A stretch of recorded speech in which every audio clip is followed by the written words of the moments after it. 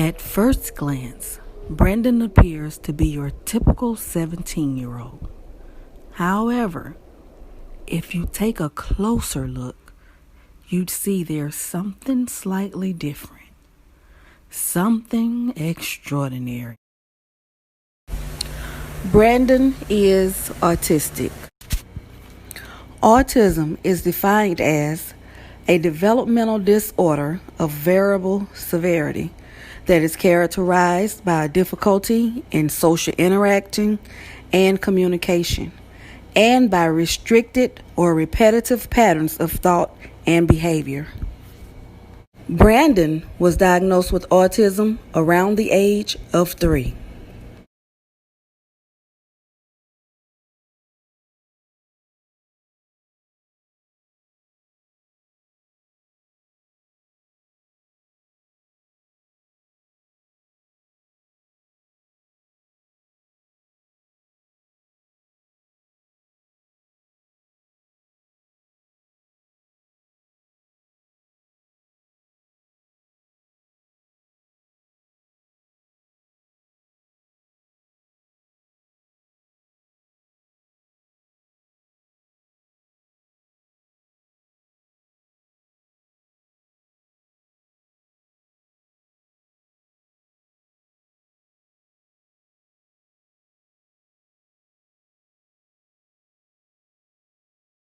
Brandon was one of the most beautiful babies I'd ever seen.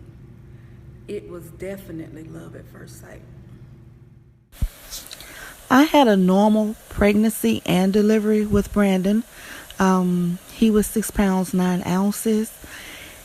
Beautiful baby boy. And up until a particular time in his life, his growth and development were okay. There was no need for concern from me nor his pediatrician. My mother was the first to realize that there was actually something not so right with Brandon. My mother was a very caring person. She was a very loving and attentive grandmother. She was also a very observant person. I remember it like it was yesterday when my mother first came to me and said, "Tisy, there's something wrong with your baby." And I told her I didn't see what she was talking about. And the following day, she came back to me and she said again, "Tisy, there's something wrong with Brandon. Don't you see that there's something wrong with Brandon?" We initially thought Brandon had problems with hearing. There were many times you would call out to him and there would be no response from him. And at the same time, you could come in and turn the radio up and he would grab his ears and begin to scream as if he was in pain. So we didn't know that that was actually a behavior that he was going through. But my mom saw this.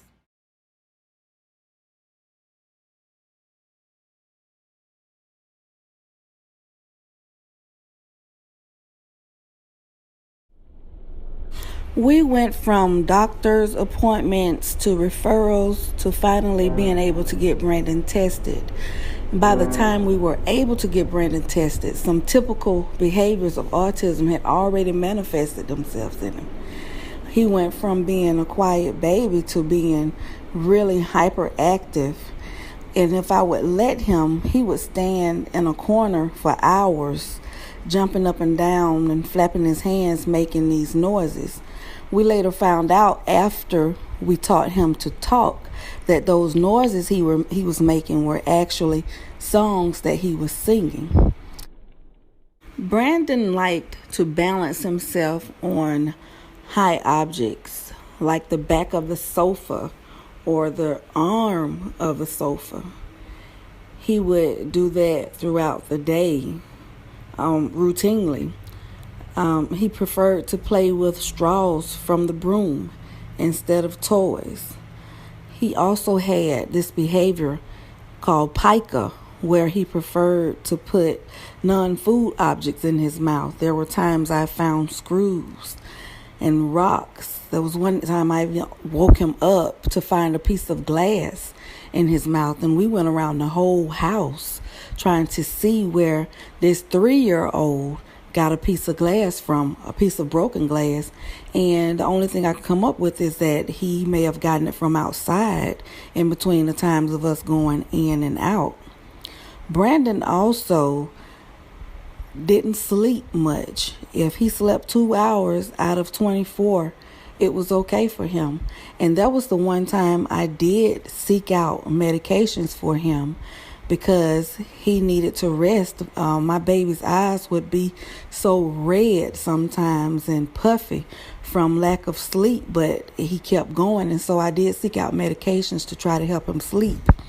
Ultimately, they zombified him, and I took him off, and I never put him on another med since, because I would rather see him up and about than just sitting there and not being able to raise his head or even know he was in this world. Brandon would go on to be tested. One psychologist wrote she was unsure with the behaviors that Brandon had displayed, whether or not he was severely retarded or if he indeed had autism. She would later go on to write on her second assessment that Brandon indeed had autism, but on the severest level of the spectrum. I was also told that it was likely that Brandon would grow up as an adult and not be any contribution to society, and that he would always need someone to take care of him.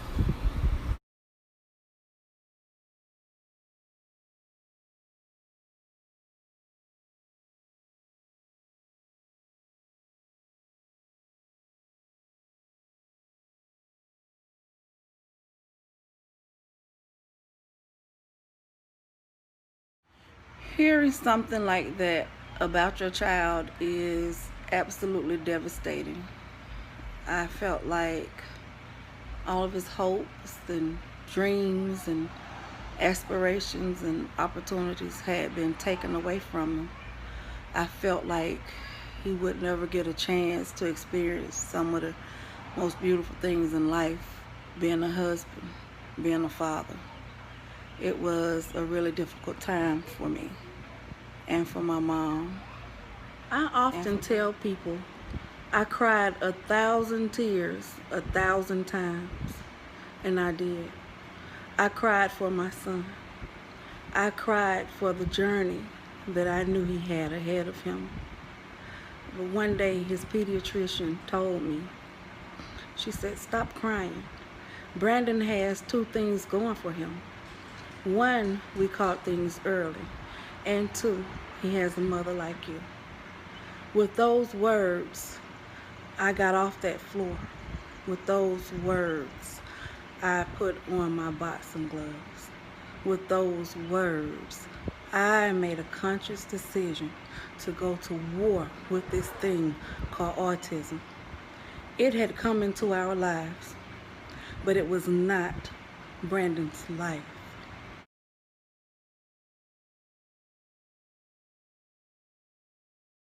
I don't remember getting a lot of negative response from the community with Brandon autism. I do remember having to leave events sometimes early because he would become a little anxious with the crowds and the noises.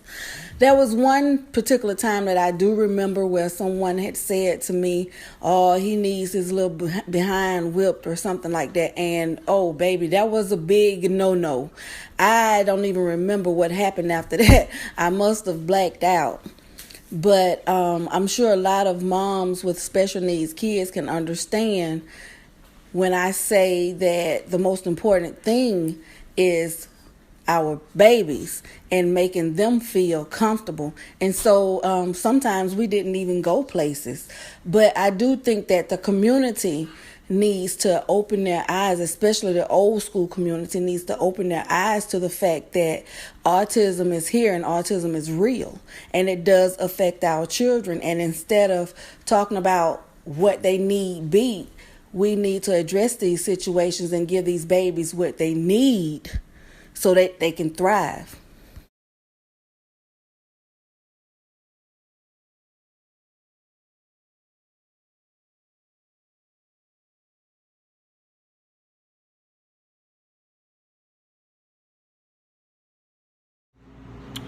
When I first found out about Brandon, I didn't really understand what autism was.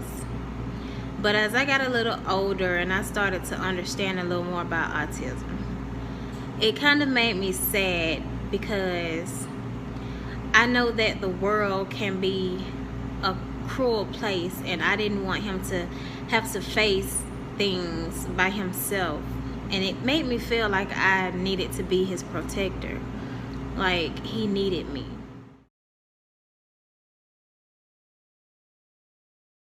One day when Brandon was 3 years old and his sister 8, she saw him at the edge of the yard playing with something. No one knew what it was, but he kept running around this particular thing and walking up on it and backing off.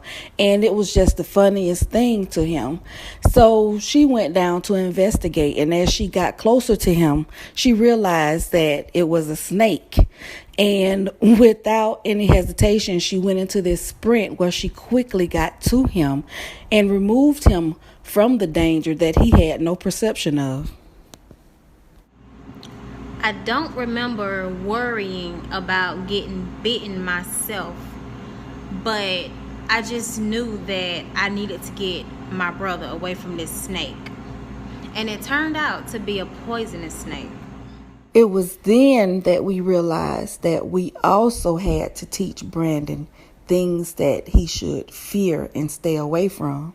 So we went out and bought a number of things like plastic snakes and spiders and rats and things like that. And we would put them down in front of him, and we would run away from him or tell him to run. So he would know that these things were not okay to walk up on and play with and try to pick up. So yes, we had to also teach him things he should fear. But now when I think about it, I don't know if Brandon actually learned to be afraid when we were trying to teach him that.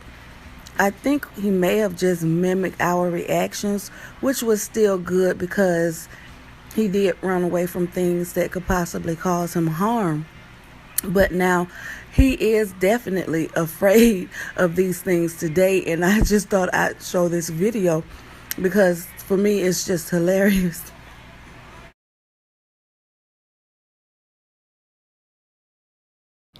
It only took a fraction of a fraction of a fraction of hope, and we were ready to give it everything we had.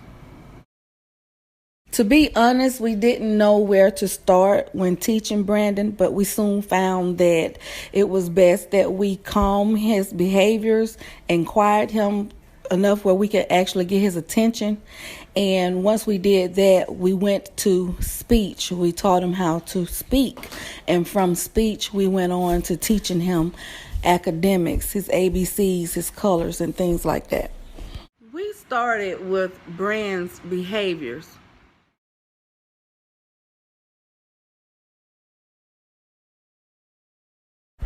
Brandon had this behavior where he jumped up and down and stared into space and made these noises.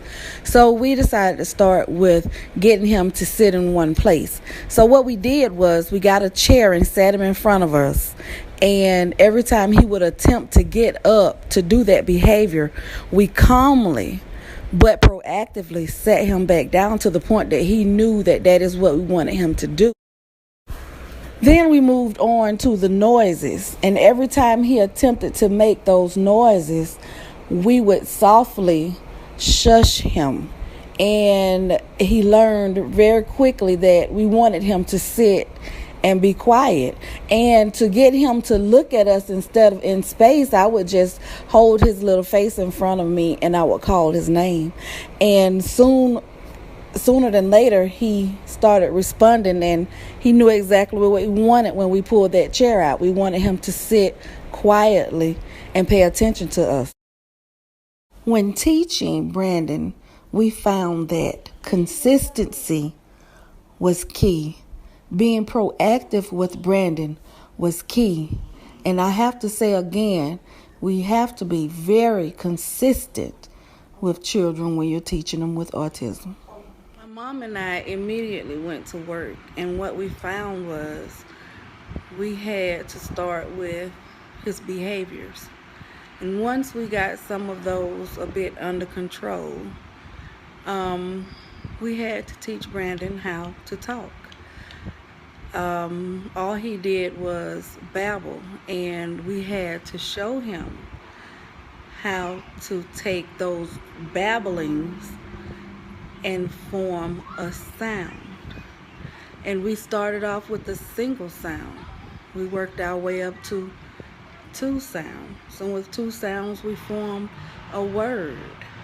And that is how we got Brandon to talk.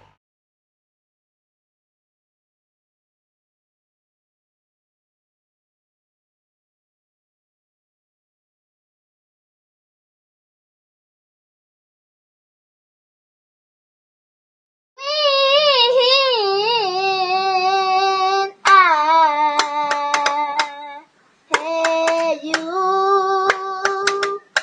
I treat you bad. And one my days, I can since you been away. Don't you know I sit around with my head hanging down, and I wonder who's loving you. Ah, ah, ah,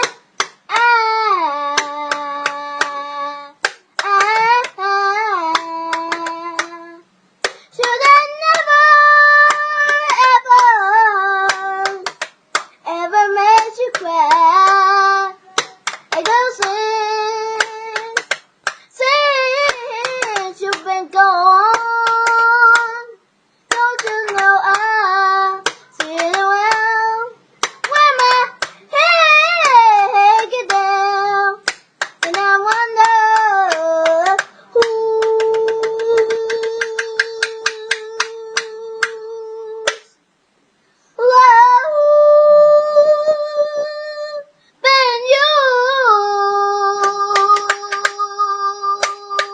So we went from babbling to teaching sounds of the alphabets to small, simple words to harder words to small, simple sentences to what we have today. Yeah, we did that. He did that.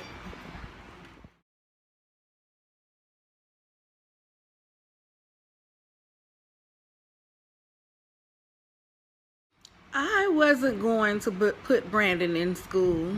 If you've heard of saying, nobody will ever love you like your mother, well, I thought nobody would ever take the time and patience to teach my son like his mother. And I had told the principal that was at Lewis Adams Elementary, Miss Maggie Williams, I think it was Maggie, I know we called her MD Williams, that the worst thing I could do was come up to the school and go to my son's class, and he'd just be sitting there not learning while the rest of the class go on with class. I told her that was one of the worst things that could ever happen to me and the school. But she convinced me to at least let him come for a while, and I did, and it turned out to be one of the best decisions that I've made for Brandon. By the time Brandon entered school, he had become familiar with his numbers, colors, alphabets, and primary word list. His word list would also include some secondary words that he was very familiar with and was able to even spell when asked. He was even labeled by some friends as The Little Genius. Brandon's journey had just begun. He would go on to become an exceptional student. One incident, Brandon, unknowingly to everyone around him, had learned sign language by simply looking at pictures in one of his classes. He would absorb everything he saw and everything he touched. Once we were able to get through to Brandon, he was like a sponge. He just absorbed everything that he saw and heard. So we basically had to monitor him because he did develop a behavior called echolalia, where he would listen to something, memorize it, and repeat it. Brandon's social growth was a little slower than his academic growth. He found out early in life that sometimes his peers can be cruel. One day I was picking him up from school, and as I walked up to the cafeteria, I could hear him screaming, "No, please leave me alone." And as I got in there, I found my baby sitting there with spitballs in his hair, balled up paper all around him, and books all around him. And the rest of the students were sitting at the back of the cafeteria looking at him, pointing and laughing, all while having an adult sitting there watching it happen. That particular incident straight shattered my heart. And it was things like that, though it wasn't many, that stunted his social growth. But academically, he flourished. And that really brought a whole lot of hope to the people that loved him the most.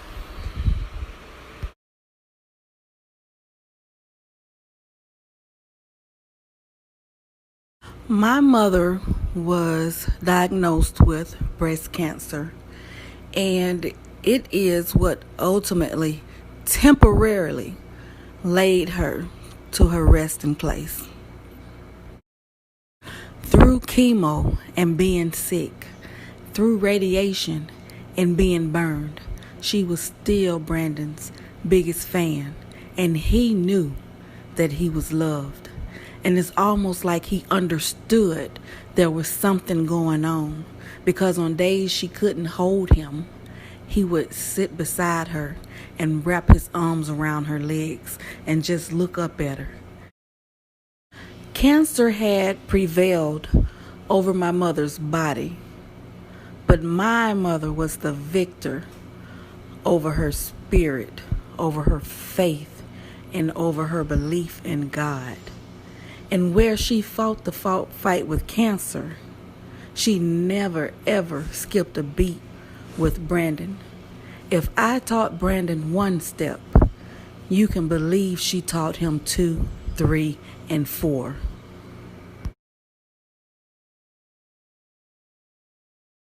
When we lost my mom,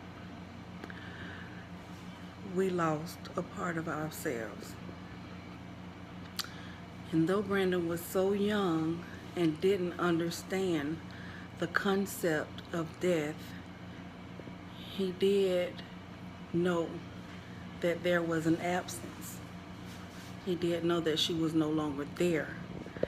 It would be later on in life, as he grew, that it would actually hit him all at once. And when it hit him hard. One particular night, he just came out the room and he was crying. And I asked him what was wrong, and he said, "My grandma, she's dead." And it was that moment that he fully grasped what death and dying was. And so we had to grieve my mother with him all over again. Every day is hard, but that particular day was particularly harder.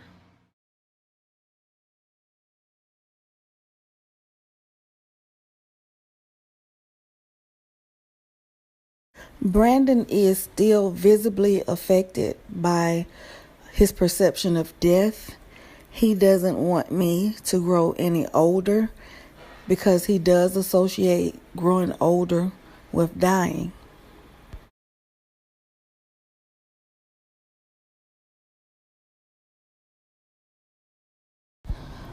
Brandon is the third child of 6. We made sure that Brandon knew that he was loved. We hugged him, we kissed him throughout the day. I couldn't even tell you how many times a day.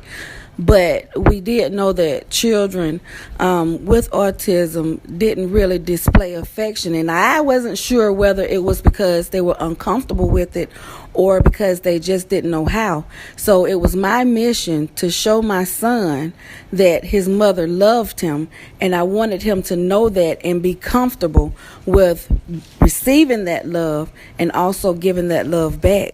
I remember hearing my mom talk about how she felt the need to show me and my brothers that she loved us too because of the amount of attention that she was giving Brandon. But I didn't feel like she didn't love me. I knew that Brandon needed her, and I knew that he needed that attention, and I knew that he needed us too. It was so important to me for Brandon to know what family was and what the love of family was. It was important for him to know how to bond with his brothers and sister and for him to be comfortable with doing that. He turned out to be one of the most amazing big brothers in the world.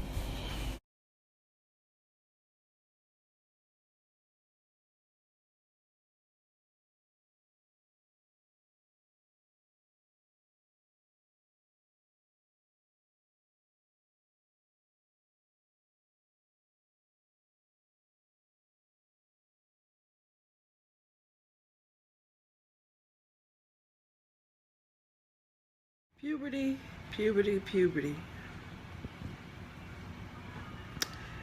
It definitely made its mark on my house. Puberty was especially hard for Brandon because he already had these different challenges going on with him associated with autism. And then came these new feelings that he had never felt before, along with the different developments, with his body.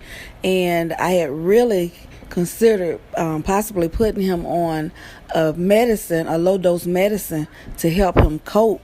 But because Brandon is easily redirected, I was able to talk him through puberty and help him understand exactly what was going on and the things that we could do to help him through.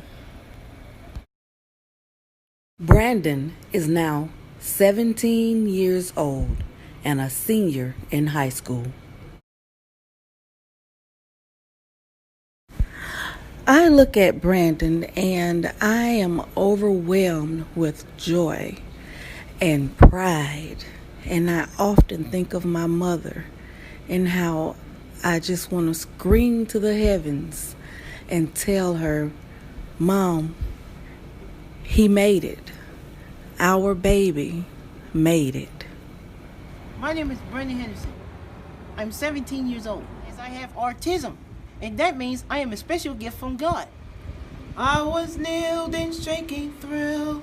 I chasing the memory of it still, of every chill. Jotted by the silence of a hushed blind, blind to the purpose of the brute divine. But you were mine, staring in the blackness and some distant stars. The thrill of knowing how long we are, I know we are. To the world and to the both of us, I confess in the long and I was dreaming of some better love, but there is no better love. The beggars above me, there is no better love. That ever has loved me, there is no better love.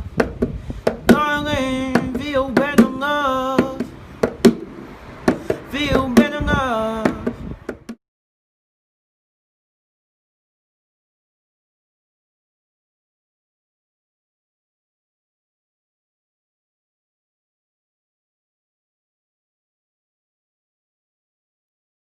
This year has been a very memorable year, to say the least.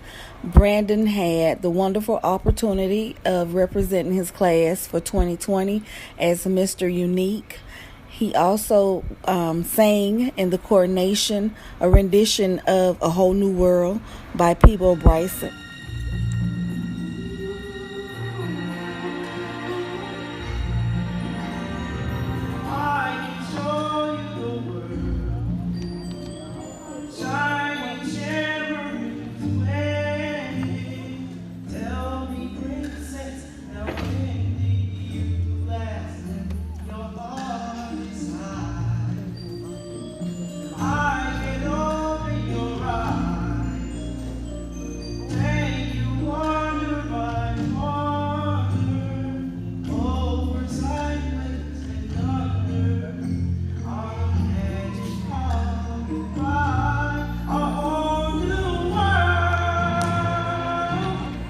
Brandon's transition into adulthood does have me a bit anxious. When we first found out about Brandon, one of my first thoughts was, oh my goodness, what if something ever happens to me? And I know that his sister is here. I know she loves him, and I know she will take care of him. But I'm always what ifing, and it's like, what if something happens to her? So I'm always worried about what will become of Brandon in my absence and in her absence. So we've been working with him his whole life with the ultimate goal for him to be able to take care of himself with minimum supervision. As Brandon graduates high school, he closes one chapter to open another.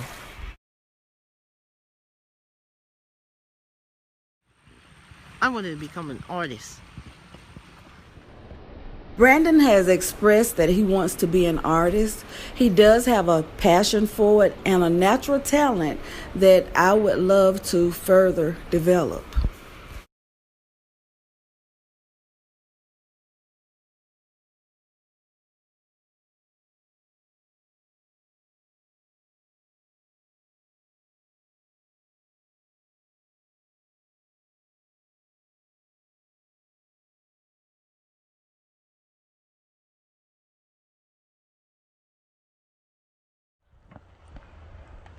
I don't know where we'll go from here at this point, but if I had the resources, I would without hesitation relocate to a place with resources that could help with further developing Brandon to his highest level of functioning.